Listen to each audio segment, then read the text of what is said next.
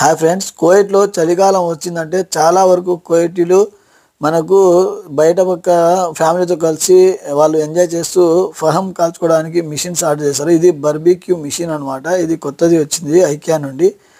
దీని ప్రైస్ వచ్చేసి 80 దినాలు పడింది. అంటే మన ఇండియా డబ్బులు దాదాపు 20 పడింది. సో వాళ్ళే వచ్చేసి అసెంబుల్ చేసి పార్ట్స్ అన్నీ మిషన్ మాదిరి తయారు చేస్తారు.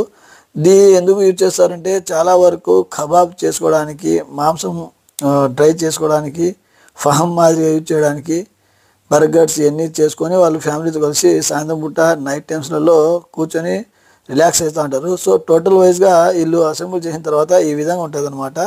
దీనికే మనము ట్రోలీ మోడల్ ఉంటుంది. సో లోపల పక్క మనం ఇక్కడ మాంసం పెట్టేసి కింద బొగ్గులు వేసుకొని హీట్ చేసుకుంటే అంటే బర్బీకి తయారైపోతుంది.